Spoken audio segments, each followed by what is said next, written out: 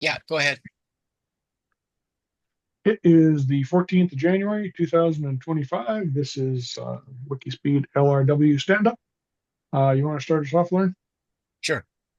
Okay, it's Lawrence Salter, Salish Sea, an island in the Salish Sea, British Columbia, Canada. And past week, I did way more on proton mail than I was hoping to. And it works okay. There are some disappointments. That's notably the subject line that we'll talk about in crosstalk. But I will, yeah. And uh, but I did some hours of work on exploring that and researching if how flexible or inflexible it is. So I didn't get to other things I want to do. Coming week, well, I'm going to the Linux Club tonight, Linux user group tonight, and coincidentally, the topic is Nextcloud, which is an open source suite. Do you know anybody know about it? Anyway, it's an open source suite with a full featured calendar. So I'm going to be asking lots of questions about that and also reporting to them about the what's been happening with Proton Mail. But also, I hope to get to containers and allocating a unchanging subnet for my Raspberry Pis using my Velo app on the phone, which is all I can get out of Lightspeed, my internet provider. So that's it for me. Okay. You want to go ahead, Dave? Okay, I've been busy. The big news is that I have been offered a partnership in a Japanese startup hydroponic company. They basically, I will design the systems for them, uh, and so far it's basically me and the guy who's starting it up. But he apparently has, until now, has worked for another hydroponic company, a greenhouse company, and so he has a lot of experience and a lot of contacts and everything else. Um, but I have, he wants it to be very internet connected.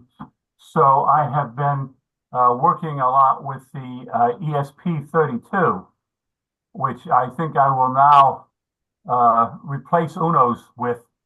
Um, even the ESP32 comes with built-in uh, basically Wi-Fi connection. It can be internet or Bluetooth or whatever the case. Plus the fact that even if you are not getting on the internet, if you totally ignore that feature, it's got something like 16 times the 16 times the memory of an Arduino and about I think 4 to 6 times the speed. And so all told, it seems to be a better platform. So I've been spending a lot of time working on that, especially the internet features of it. And I've been doing something that I promised myself I would never do, and that's have a chat GPT help me design a lot of the systems and everything. But I figured rather than spend weeks studying up on the internet features and everything, this not only involves me writing the code on the ESP32, but also designing the web pages, which have to, I mean, I've designed web pages before, but these have to be able to send and receive data outside of the network. In other words, he wants the ESP32 to send data to a website hosted on another network and be able to receive instructions from that website to change the settings and everything. So I've been very busy with that.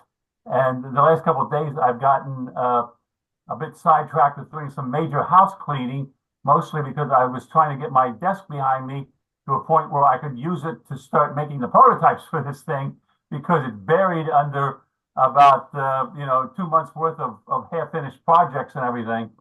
And so it's like an archaeological dig there, where you go down the layers and find older and older stuff. But anyway, so I'm being very busy with that.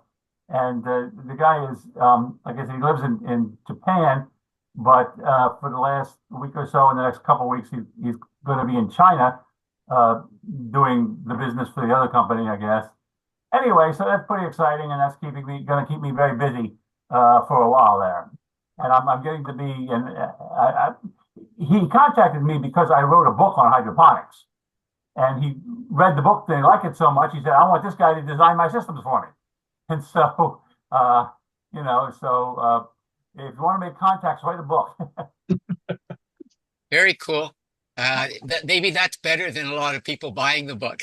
Maybe that'll work out better than. Well, I mean, yeah, if this works out, we haven't actually gone into the details. I mean, basically, I'm going to get a cut of whatever money they make. We haven't actually negotiated the details, because I wanted to make sure that I wanted to impress him with doing some of the stuff that he wanted me to do, before I started negotiating for the money and everything.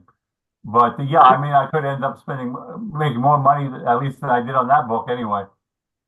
Mm-hmm. Okay. So Michael Wolchuk, Saskatoon, Canada. This past week, I did get a little bit done. I asked for detailed instructions on doing Docker with Visual Studio from Google's, I can't remember, Google's LLM, and Copilot and Grok. Grok's instructions were by far the most detailed. I haven't used the rest of them, Anthropic and ChatGPT, but I just wanted to compare a few of them together. And I think I've got something that's workable, so I'm going to spend next week trying to do the install and get it running. I assume that it's going to take me a few iterations to get that working, and at least working to the point where I want it to be. Anyway, retro Lauren. Yeah, I'm going to give myself an 8. The team 9, and process improvement is already the work we're doing with getting a reliable, trustworthy way to set up meeting. Easy, reliable, trustworthy way to set up these Zooms or whatever conferences. Okay, Dave, retro. Well, first of all, I'm going to be retroing the last couple of weeks, since I missed a couple of meetings and everything.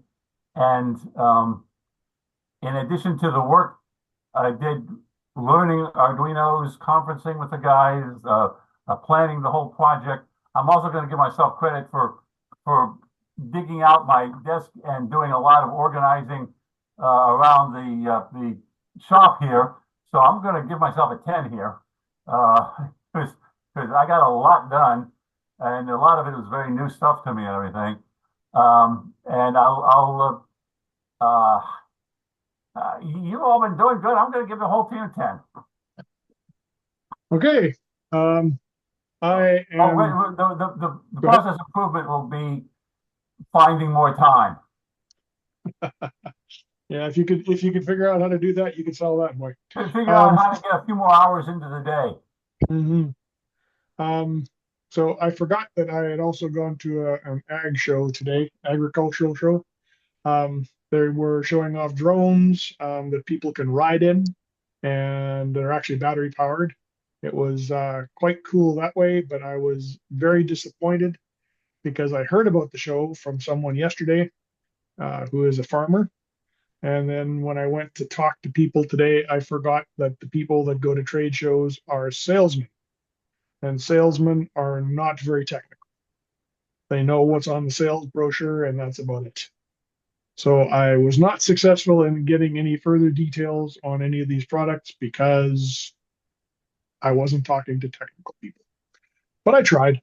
Anyway, I'm going to give myself probably a 6 out of 10 because I did get something done this week. And I'm going to go with 9 for the team. I can't go 10. And I think that's about it. Is there anything that we want to talk about for retrospective before I stop recording? I do have some comments on the ESP32. I don't know whether you want those recorded or not, Dave. Doesn't matter to me. I mean, Okay. if they're No secrets. what? There are no secrets. Yeah, okay. Well, it's up to you. If you judge whether Sure. you think you fit into the meeting.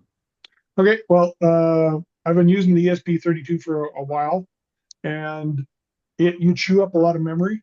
It has a lot of memory, but you chew up a lot of memory unless you switch out of Arduino and you go to C and program it that way.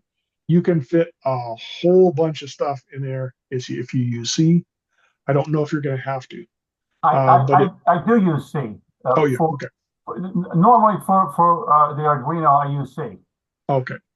Uh, So then it's not going to be a big deal for you. I also was informed in my research that you save a lot of memory if you use the character strings rather than the strings. Mm-hmm. But the strings, as if you do a lot of manipulation with them, which this does, I'll mention one of the things that I accomplished. Um,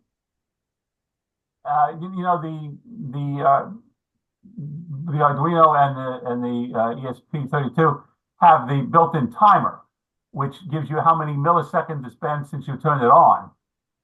And one of the things I did was program it as a clock. I wrote code that enables you to set, a time like, 10:38 a.m. or something, and then it will keep track of the time and display it that way, which enables you to input, say, if you're like timing something, you can say, do such and such at, 12:42 p.m. or something, rather than trying to work out the timing, to work out the seconds when you did it and all like that. And you can input the instruction to set the time by just saying time, 8:32 p.m. or something like that, and it then sets that as the time, and then it displays the time and everything. And so because part of this project, of course, being by the way, this guy is also related to the aquaponics, is beekeeping. He's having bees in the greenhouse to fertilize the crops and everything, and so he wants to do things like have it open and close the doors on the beehive at certain times, and that's why I did this, so that rather than having to figure out some timer thing or something, he'll be able to say, open the door at noon or something like that, and everything. And so I wanted to ask some questions of you both, but I'd rather do it in the recording. Yeah. Okay. Was there anything else you wanted to say about the? Just that the ESP32 has a couple of back doors with security. The ones that I know have to do with Bluetooth, but I haven't really kept track because I don't really have them doing stuff that is sensitive. So you might have to dig into the internet security, cybersecurity part. It's probably going to be a fairly big chunk of your code because you're connected to the internet. Yeah. Well, first of all, I'm trying to convince this guy. His name is Sharia, I think. Yeah. Sharia. Yeah, let's go offline. Okay. Okay. I will hit the recording button.